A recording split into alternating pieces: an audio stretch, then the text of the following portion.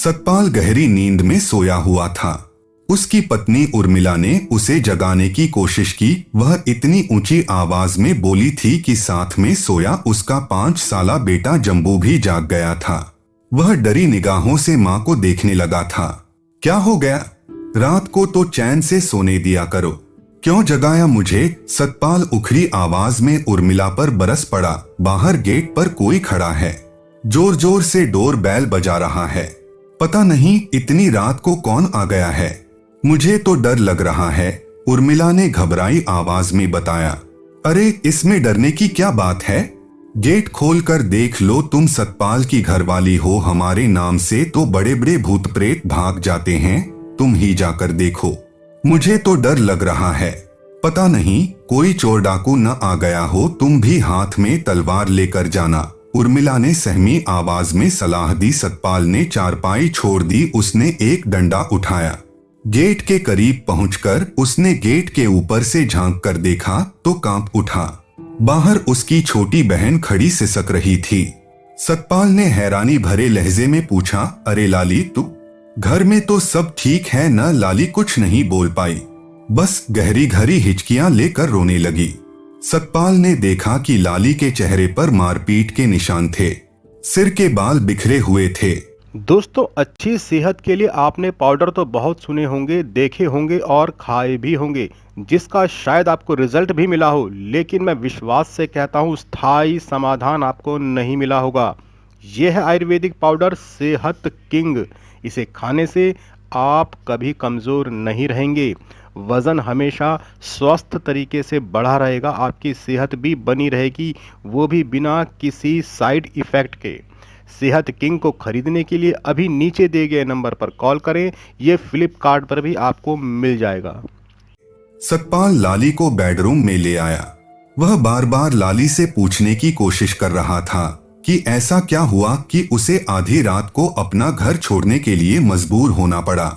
उर्मिला ने बुरा सा मुंह बनाया और पैर पटकते हुए दूसरे कमरे में चली गई। उसे लाली के प्रति जरा भी हमदर्दी नहीं थी। लाली की शादी आज से 10 साल पहले इसी शहर में हुई थी। तब उसके मम्मी पापा जिंदा थे। लाली का पति दुकानदार था, काम अच्छा चल रहा था। घर में लाली की सास थी, 2 नंदे भी थीं। उनकी शादी हो चुकी थी। लाली के पति अजय ने उसे पहली रात को साफ साफ शब्दों में समझा दिया था कि उसकी मां बीमार रहती हैं। उनके प्रति बरती गई लापरवाही को वह सहन नहीं करेगा। लाली ने पति के सामने तो हामी भर दी थी, मगर अमल में नहीं लाई। कुछ दिनों बाद अजय ने सतपाल के सामने शिकायत की। जब सतपाल ने लाली से बात की तो वह बुरी तरह भड़क उठी। उसने तो अजय की शिकायत को पूरी तरह नकार दिया, उल्टे अजय पर ही नामर्दी का आरोप लगा दिया। अजय ने अपने ऊपर नामर्द होने का आरोप सुना तो वह सतपाल के साथ डॉक्टर के पास पहुंचा। अपनी डॉक्टरी जांच कराकर रिपोर्ट उसके सामने रखी तो सतपाल को लाली पर बेहद गुस्सा आया। उसने डांट-डपट कर लाली को ससुराल भेज दिया। लाली ससुराल तो आ गई, मगर उसने पति और सास की अनदेखी जारी रखी। उसने अपनी जिम्मेदारियों को महसूस नहीं किया। अपने दोस्तों के साथ मोबाइल पर बातें करना जारी रखा। आखिरकार जब अजय को दुकान बंद करके अपनी मां की देखभाल के लिए घर पर रहने को मजबूर होना पड़ा, तब उसने अपनी आंखों से देखा कि लाली कितनी देर तक मोबाइल फोन पर न जाने किस किस से बातें करती थी। एक दिन अजय ने लाली से पूछ ही लिया कि वह इतनी देर से किस से बातें कर रही थी। पहले तो लाली कुछ भी बताने को तैयार नहीं हुई, पर जब अजय गुस्से से भर उठा तो लाली ने अपने भाई सतपाल का नाम ले लिया। उस समय तो अजय खामोश हो गया, क्योंकि उसे मां को अस्पताल ले जाना था। जब वह टैक्सी से अस्पताल की तरफ जा रहा था तब उसने सतपाल से पूछा तो उसने इनकार कर दिया कि उसके पास लाली का कोई फोन नहीं आया था। अजय 2 घंटे बाद वापस घर में आया तो लाली को मोबाइल फोन पर खिलखिलाकर बातें करते देख बुरी तरह सुलग उठा था। उसने तेजी से लपक कर लाली के हाथ से मोबाइल छीनकर 4 से 5 घूंसे जमा दिए। लाली चीखती चिल्लाती पास पड़ोस की औरतों को अपनी मदद के लिए बुलाने को घर से बाहर निकल आई। अजय ने उसी नंबर पर फोन मिलाया जिस पर लाली बात कर रही थी। दूसरी तरफ से किसी अनजान मर्द की आवाज उभरी। अजय की आवाज सुनते ही दूसरी तरफ से कनेक्शन कट गया। अजय ने दोबारा नंबर मिलाकर पूछने की कोशिश की तो दूसरी तरफ से मोबाइल स्विच ऑफ हो गया। अजय ने लाली से पूछा तो उसने भी सही जवाब नहीं दिया। अजय का गुस्से से भरा चेहरा भयानक होने लगा। उसके जबड़े भिंचने लगे। वह ऐसी आशिक मिजाजी कतई सहन नहीं करेगा। लाली घबरा उठी। उसे लगा कि अगर वह अजय के सामने रही और किसी दोस्त का फोन आ गया तो यकीनन उसकी खैरियत नहीं। उसने उसी समय जरूरी सामान से अपना बैग भरा और अपने मायके आ गई। लाली ने घर आकर अजय और उसकी मां पर तरह तरह के आरोप लगाकर ससुराल जाने से मना कर दिया। कई महीनों तक वह अपने मायके में ही रही। अजय भी उसे लेने नहीं आया। इसी तनातनी में 1 साल गुजर गया। आखिरकार अजय ही लाली को लेने आया। उसने शर्त रखी कि लाली को मन लगाकर घर का काम करना होगा। वह पराये मर्दों से मोबाइल फोन पर बेवजह बातें नहीं करेगी। सतपाल ने बहुत समझाया मगर लाली नहीं मानी। लाली का तलाक हो गया। सतपाल ने उसके लिए 2 लड़के देखे मगर वे उसे पसंद नहीं आए। दरअसल लाली ने शराब का एक ठेकेदार पसंद कर रखा था। उसका शहर की 4 से 5 दुकानों में हिस्सा था। वह शहर का बदनाम अपराधी था मगर लाली को पसंद था। काफी अरसे से लाली का उस ठेकेदार जोरावर से इश्क चल रहा था। जोरावर सतपाल को भी पसंद नहीं था मगर इश्क में अंधी लाली की जिद के सामने वह मजबूर था। उसकी शादी जोरावर से करा दी गई। जोरावर शराब के कारोबार में केवल 10 पैसे का हिस्सेदार था, बाकी 90 पैसे दूसरे हिस्सेदारों के थे। उसकी कमाई लाखों में नहीं हजारों रुपए में थी। वह जुआ खेलने और शराब पीने का शौकीन था। वह लाली को खुला खर्चा नहीं दे पाता था। अब तो लाली को पेट भरने के भी लाले पड़ गए। उसने जोरावर से अपने खर्च की मांग रखी तो उसने जिस्म बेचकर पैसा कमाने का रास्ता दिखाया। लाली ने मना किया तो जोरावर ने घर में ही शराब बेचने का रास्ता सुझा दिया। अब लाली करती भी क्या, अपना मायका भी उसने गवा लिया था। जाती भी कहां, उसने शराब बेचने का धंधा शुरू कर दिया।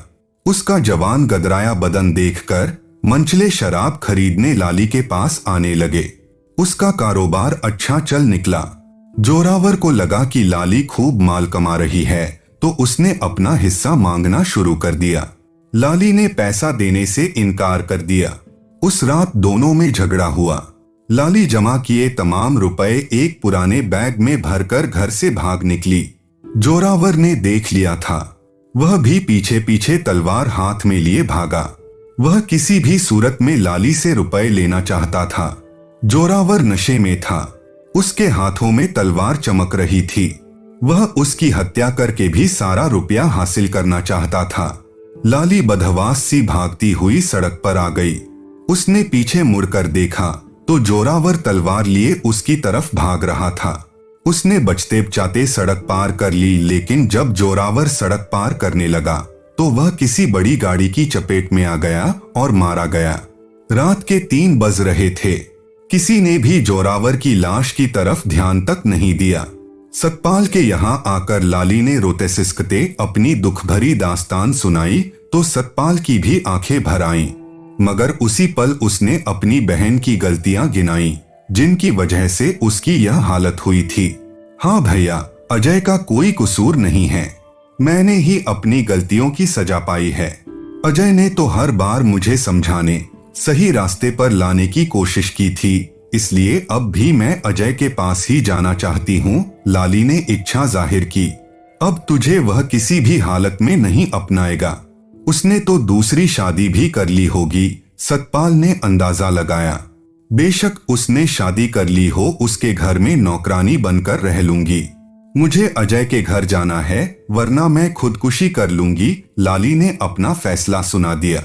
सतपाल बोला, ठीक है लाली, पहले तू 4 से 5 दिन यहीं आराम कर। 1 हफ्ते बाद सतपाल ने लाली को मोटरसाइकिल पर बैठाया और दोनों अजय के घर की तरफ चल दिए। अजय घर पर अकेला ही सुबह का नाश्ता तैयार कर रहा था। सुबह सवेरे लाली को अपने भाई सतपाल के साथ आया देख वह बुरी तरह भड़क उठा। दोनों को धक्के मारकर घर से बाहर निकालते हुए अजय ने कहा, अब तुम लोग मेरे जख्मों पर नमक छिड़कने आए हो, चले जाओ यहाँ से। अब तो मेरी माँ भी मर चुकी है, मेरी पत्नी तो बहुत पहले मर चुकी थी, अब मेरा कोई नहीं है। सतपाल ने लाली को घर चलने को कहा तो वह वहीं पर रहने के लिए अड़ गई। सतपाल अकेला ही घर चला गया। लाली सारा दिन भूखी प्यासी वहीं पर खड़ी रही। रात को अजय वापस आया। लाली को खड़ा देख वह बेरुखी से बोला, अब यहाँ खड़े रहने का कोई फायदा नहीं है। अजय, मैंने तो अपनी गलतियों को पहचाना है और मैं तुम्हारी सेवा करने का मौका एक और चाहती हूँ। मगर अजय ने उसकी तरफ ध्यान नहीं दिया और घर का दरवाजा बंद कर लिया। अगली सुबह अजय ने दरवाजा खोला तो लाली को बाहर बीमार हालत में देख चौंक उठा। वह बुरी तरह कांप रही थी। वह उसे तुरंत डॉक्टर के पास ले गया। बीमार लाली को देखकर अजय को लगा कि ठोकर खाकर लाली सुधर गई है, इसलिए उसने उसे माफ कर दिया।